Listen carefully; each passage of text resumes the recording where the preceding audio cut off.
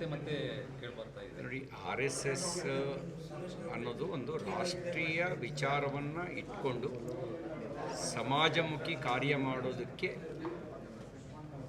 ತನ್ನದೇ ಆದಂಥ ಕಾರ್ಯಪದ್ಧತಿ ಆಧಾರದಲ್ಲಿ ವ್ಯಕ್ತಿಗೆ ಸಂಸ್ಕಾರ ಕೊಡೋದ್ರ ಮೂಲಕ ಅವ್ರನ್ನ ರಾಷ್ಟ್ರದ ಘಟಕ ಅನ್ನುವಂಥ ಭಾವನೆಯನ್ನು ಉದ್ದೀಪನಗೊಳಿಸೋದು. ಅದೊಂದು ರಾಷ್ಟ್ರೀಯ ಐಡಿಯಾಲಜಿ, ಎಲ್ಲರನ್ನೂ ಒಟ್ಟಿಗೆ ತಗೊಂಡು ಹೋಗೋದು. ಒಮ್ಮೆ ರಾಷ್ಟ್ರೀಯ ಸ್ವಯಂ ಸೇವಕ ಸಂಘದ 2ನೇ ಸರಸಂಘ ಚಾಲಕರಾಗಿದ್ದಂಥ ಮಾನನೀಯ ಗುರೂಜಿ ಗೋಲ್ವಲ್ಕರ್ ಅವರು ಒಂದು ಮಾತು ಹೇಳ್ತಾರೆ, ದವಡೆಯೂ ನಮ್ಮದೇ, ನಾಲ್ಗೆಯೂ ನಮ್ಮದೇ. ಕೆಲವೊಮ್ಮೆ ದವಡೆ ನಾಲ್ಗೆಯನ್ನು ಕಚ್ಚುತ್ತೆ, ಹಾಗಂತ ಯಾರೂ ದವಡೆಯನ್ನು ಉದುರಿಸ್ಕೊಳ್ಳಲ್ಲ ಅನ್ನುವಂಥ ಮಾತನ್ನು ಹೇಳಿದರು. ಈಗಲೂ ನಾವು ಹೇಳೋದಷ್ಟೇ, ರಾಷ್ಟ್ರೀಯ ಸ್ವಯಂ ಸೇವಕ ಸಂಘ ರಾಷ್ಟ್ರದ ಒಂದು ಹಿತಕ್ಕಾಗಿ ಕೆಲಸ ಮಾಡ್ತಿರ್ತಕ್ಕಂಥ ಸ್ವಯಂ ಸೇವಕರ ಸಂಘಟನೆ. ರಾಷ್ಟ್ರಹಿತ ಬಿಟ್ಟರೆ ಬೇರೆ ಏನೂ ಇಲ್ಲ. ಆ ಕಾರ್ಯವನ್ನು ಮುಂದುವರಿಸುತ್ತೆ. ಅದು ಸೊಸೈಟಿ ಅಲ್ಲ, ಟ್ರಸ್ಟ್ ಅಲ್ಲ, ಸರ್ಕಾರದ ಮುಂದೆ ಯಾವುದೇ ಅರ್ಜಿ ಹಾಕೊಳ್ಳಲ್ಲ. ಎಲ್ಲ ಸಂಘಟನೆಗಳು ರಿಜಿಸ್ಟರ್ ಆಗಬೇಕು ಅಂತ ನಮ್ಮ ಸಂವಿಧಾನನೇ ಹೇಳಿಲ್ಲ.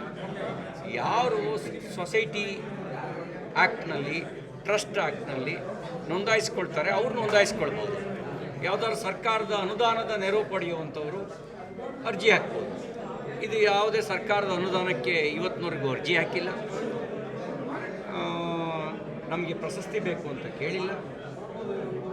ರಾಷ್ಟ್ರಹಿತಕ್ಕಾಗಿ ಕೆಲಸ ಮಾಡ್ತಕ್ಕಂಥ ಪ್ರಚಾರಕರನ್ನು ಹೊಂದಿರತಕ್ಕಂಥ ಒಂದು ಸ್ವಯಂ ಸೇವಕರ ಒಂದು ಸಂಘಟನೆ. ಅದರ ಉದ್ದೇಶ ರಾಷ್ಟ್ರವನ್ನು ಬಲಗೊಳಿಸೋದು.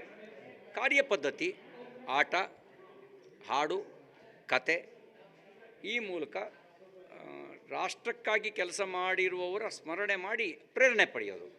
ಹಾಗಾಗಿ ಅಲ್ಲ, ನಮಗೇನೆಂದರೆ, ನಿಮಗೆ ಈಗ ಕುಟುಂಬಗಳು ಪದ್ಧತಿಯನ್ನು ಇದಕ್ಕೆ ಈ ಕಾರ್ಯಪದ್ಧತಿನ ಅಳವಡಿಸ್ಕೊಂಡಿದೆ. ಒಂದು ಕೌಟುಂಬಿಕ ಭಾವನೆ. ಇಲ್ಲಿ ಯಾವುದೇ ಮೆಂಬರ್ಶಿಪ್ ಇಲ್ಲ, ಯಾರು ಬೇಕಾದರೂ ಶಾಖೆಗೆ ಬರ್ಬೋದು, ಕದ್ದು ಮುಚ್ಚಿ ನಡೆಯಲ್ಲ ಶಾಖೆ. ಈ ನಕ್ಸಲರ ರೀತಿಯಲ್ಲಿ ಕಾಡಿನಲ್ಲಿ ಮೀಟಿಂಗು, ನಿಗೂಢವಾದ ಸಭೆಗಳು, ಇದು ಯಾವುದೇ ಇಲ್ಲ. ಹಿಡನ್ ಅಜೆಂಡಾ ಇಲ್ಲ. ಅಜೆಂಡಾ ಒಂದೇ, ಭಾರತ್ ಮಾತಾ ಕಿ ಜೈ. ಹಾಗಾಗಿ ಭಾರತ್ ಮಾತಾ ಕಿ ಜೈ. ಅದು ಬಿಟ್ಟರೆ ಬೇರೆ ಏನೂ ಇಲ್ಲದೆ ಇರೋದ್ರಿಂದ ಮುಕ್ತವಾಗಿರೋ ಸಂಘಟನೆ, ಯಾರು ಬೇಕಾದರೂ ಬರ್ಬೋದು. ಅಡ್ಮಿಷನ್ಗೆ ಅಪ್ಲಿಕೇಶನ್ ಫಾರಮ್ ಇಲ್ಲ, ಅಡ್ಮಿಷನ್ ಫೀಸ್ ಇಲ್ಲ. ಶಾಖೆಗೆ ಬಂದು ಒಂದು ಸ್ವಯಂ ಸೇವಕ. ಖಂಡಿತ ಅವ್ರದ್ದು ತಪ್ಪು ಮಾಹಿತಿ.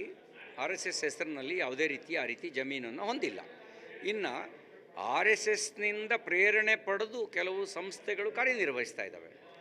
ಅವೆಲ್ಲವೂ ರಿಜಿಸ್ಟರ್ಡು. ರಾಷ್ಟ್ರೋತ್ಥಾನ ರಿಜಿಸ್ಟರ್ಡು, ಅಖಿಲ ಭಾರತೀಯ ವಿದ್ಯಾರ್ಥಿ ಪರಿಷತ್ತು ರಿಜಿಸ್ಟರ್ಡು, ಭಾಜಪ ರಿಜಿಸ್ಟರ್ಡು, ವಿಶ್ವ ಹಿಂದೂ ಪರಿಷತ್ ರಿಜಿಸ್ಟರ್ಡು, ಭಾರತೀಯ ಮಜ್ದೂರ್ ಸಂಘ ರಿಜಿಸ್ಟರ್ಡು.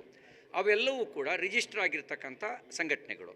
ಅವು ವೈಚಾರಿಕ ಪ್ರೇರಣೆಯನ್ನು ಸಂಘದಿಂದ ಪಡೆದಿದ್ದಾವೆ. ವೈಚಾರಿಕ ಪ್ರೇರಣೆಯನ್ನು ಸ್ವತಂತ್ರವಾಗಿ ಕಾರ್ಯನಿರ್ವಹಿಸ್ತಕ್ಕಂಥ ಸ್ವತಂತ್ರ ಸಂಘಟನೆಗಳು ವೈಚಾರಿಕ ಪ್ರೇರಣೆಯನ್ನು ಪಡೆದಿದ್ದಾವೆ.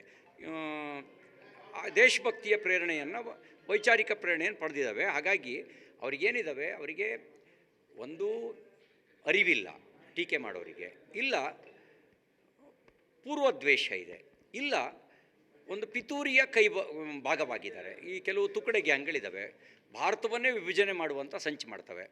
ಕೆಲವರಿಗೆ ಹಿಂದೂ ಸಮಾಜ ಸಂಘಟಿತವೇ ಆಗಬಾರ್ದು, ಜಾತಿ ಒಡಿಬೇಕು ಅನ್ನೋದು ಅವರ ಉದ್ದೇಶ ಇರುತ್ತೆ. ಅಂಥವರು ದುರುದ್ದೇಶಪೂರ್ವಕವಾಗಿ, ಕೆಲವರು ಅರಿವಿಲ್ಲದೆ, ಇದರ ಅರ್ಥನೇ ಆಗದೆ ವಿರೋಧ ಮಾಡ್ತಾರೆ. ಅರ್ಥ ಆದವರು ಎಲ್ಲರೂ ಅವರು ಕೂಡ ಶಾಖೆಗೆ ಬಂದು ಭಾರತ್ ಮಾತಾ ಕಿ ಜೈ ಅಂತಲೇ ಹೇಳಿದ್ದಾರೆ ಮತ್ತು ಆ ವಿಚಾರವನ್ನು ತನ್ನ ಬದುಕಿನಲ್ಲೂ ಅಳವಡಿಸ್ಕೊಂಡಿದ್ದಾರೆ. ಬಹುಶಃ ಕೆಲವರು ಅರಿವಿಲ್ಲದೆ ವಿರೋಧ ಮಾಡ್ತಾಯಿದ್ರೆ ಅವರಿಗೆ ಅರಿವು ಮೂಡಿಸೋದಕ್ಕೆ ಸುಲಭ ಇದೆ, ಶಾಖೆಗೆ ಬರಲಿ. ದುರುದ್ದೇಶಪೂರ್ವಕವಾಗಿದ್ದರೆ ನಾವು ಅವ್ರ ಬಗ್ಗೆ ತಲೆ ಕೆಡಿಸ್ಕೊಳ್ಳಲ್ಲ, ಸಂಘಟನೆ ತನ್ನ ಕೆಲಸ ತಾನು ಮಾಡ್ತಾ ಹೋಗುತ್ತೆ.